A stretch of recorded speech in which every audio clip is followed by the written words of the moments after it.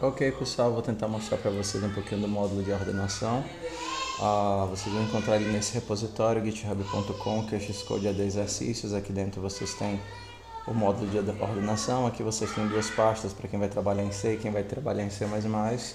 Vocês podem baixar o repositório todo clicando aqui, clone ou download, ok? Download zip.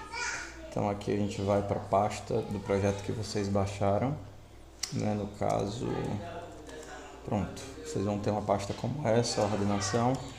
Dentro dele vocês têm, por exemplo, esse projeto C. Vamos começar aqui, vocês podem abrir pelo Qt Creator, ordenação.pro, né? Lá no root, para vocês rodarem isso daqui, vocês precisam ter instalados algumas coisas, né? No caso, você que está no Linux, basta dar um sudo apt install Qt Creator, Qt5 default e libsfml/dev. Você tendo isso daqui instalado, é só abrir o projeto e rodar. Vocês vão ver isso daqui. Ok? Esse daqui é um player, que a gente chama de player de estados. Você apertando para a direita, ele vai passar os estados da ordenação. Se apertar Enter, ele vai rodar automaticamente. Isso aqui foi um algoritmozinho simples que eu fiz só para mostrar o que está acontecendo. Então, eu estou analisando os estados. Toda vez que eu acho o menor, eu faço a troca. Saio em frente, achei o menor, troca. Apertando para cima, ele vai mais rápido. Ok? E a gente pode, por exemplo, pausar e voltar a alguns estados. Ok? Para a gente ver o que está acontecendo. Ó, indo, voltando. Indo, voltando. Ok? Deixa eu mostrar o código que gera isso daqui para vocês. Ok? Então, basicamente o projeto tá tudo aqui nesse arquivo main, ok? Que é o único arquivo que vocês vão precisar mexer. Então aqui a gente tem um códigozinho de swap. A gente começa a main inicializando o vetor. Aqui nós temos, vou criar um vetor com 70 elementos, o menor tem 10 e o maior tem 40, que tem um laço para fazer aleatoriamente dentro desse vetor valores entre o mínimo e o máximo, entre 10 e 400.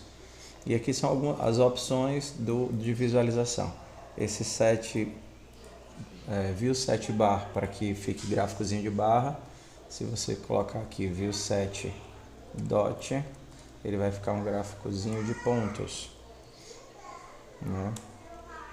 Então aqui é como se cada pontinho fosse o topo da barra. Então ele vai pegando os pontinhos. Tem alguns algoritmos, como por exemplo o merge sort, que são bem interessantes de ver como pontos. O quick sort também. Ok? Pronto. Está aqui, como se você tivesse os pontos todos ordenados. Vou voltar para o set bar. Esse set faixa, ele serve para marcar uma faixinha amarela lá embaixo. Quando você estiver trabalhando com recursão, algoritmos recursivos como o merge e o quick, você pode querer enxergar que porção, né, do algoritmo, que partição que está sendo executada. Então você pode colocar uma faixinha amarela de baixo. Deixa eu mostrar essa faixinha amarela aqui. Então aqui eu coloquei para a faixa pegar tudo. No caso, olha, está pegando do primeiro até o último elemento. Se você tivesse dentro da partição, você veria a faixinha aqui embaixo, pegando menos coisa. Tá certo? Esse view lock ele serve para evitar que o player feche automaticamente quando termina o último estado. Então ele mantém o player vivo para você continuar executando. Então a gente tem por enquanto os comandos set bar, set faixa e view lock. Vamos ver a ordenação. Aqui tem um algoritmozinho simples de ordenação, que ele vai fazer a seguinte coisa: recebe o vetor e o tamanho e ele sai o i do primeiro até o penúltimo, o j começando do 1 depois do i até o último. E aí eu faço a seguinte coisa: para que eu consiga enxergar as coisas na tela, eu uso esse comando aqui, ó, view show.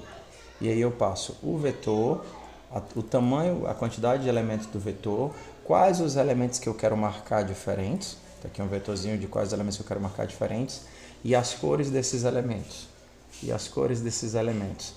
Então, eu tenho aqui um esquema de 7 cores: vermelho, verde, azul, ciano, amarelo, magenta, black e white, que representam as cores RGB, CYM, KW.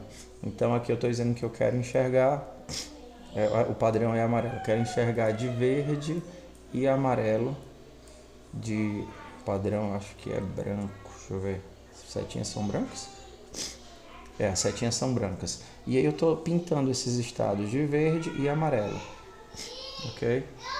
Então ele mostra tudo de branco, ok? O vetor inteiro de branco, e esses dois estados eu vou mostrar de verde e amarelo. Então toda vez que eu entrar no for, eu mostro o vetor todo e esses dois estados, ele pintado de verde e amarelo. Como eu estou pintando sempre o I e o J, eu vejo o I e o J andando no vetor. Para ficar mais interessante, na hora que o J é menor que o I, ou seja, o estado da frente é menor que o estado de trás, eu troco os dois e mostro o vetor mais uma vez, só que com as cores alteradas, Y, amarelo e verde. Então esse código todo gera isso daqui. Então, ó, vou ficar digitando para frente, tá bom? Para frente, começou. I não é menor do que J, então próximo J, mais dois minutinhos. Também não é menor do que J, opa, esse cara é menor do que J, então ele vai fazer o quê? Vai inverter e vai pintar de cores diferentes. Pronto, aí ele continua olhando, o J continua andando. J mais um, opa, mais uma vez ele vai trocar. Aí J andou, vai, J. E assim ele vai fazendo, o J vai andando, todas as vezes que o J é menor do que ele troca. Trocou. Posso colocar para cima para ficar um pouquinho mais rápido. E aí, todas as vezes que o J é maior do que ele vai trocando. Então, basicamente, você só tem esse comando de pintura. Você passa o vetor, quem são os elementos que você quer pintar e as cores que você quer pintar. Aqui no caso eu posso passar qualquer quantidade de elementos. Por exemplo, eu posso marcar, só por curiosidade, vou marcar sempre o zero. O zero vai ser sempre vermelho. Então eu vou passar aqui o vetor de posições, vai ser sempre o zero, o I e o J, e o zero vai ser sempre vermelho. Então quando eu estiver vendo, eu vou estar sempre vendo o zero de vermelho. É importante que esses dois vetores tenham os mesmos tamanhos. Aqui eu tenho 3 elementos e aqui eu tenho 3 elementos, porque no caso aqui ele usa essa quantidade de elementos para saber quantos elementos tem no vetor. Então vamos lá, o zero está sempre de vermelho. Aqui no caso o I está sobrescrevendo, né? Então não estou vendo nada, pronto.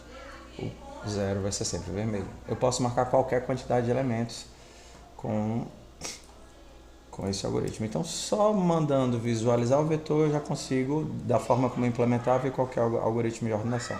Então, a gente tem apenas esses 4 comandos que servem para a gente ver tudo. Marcar a faixa quando você estiver trabalhando com partições,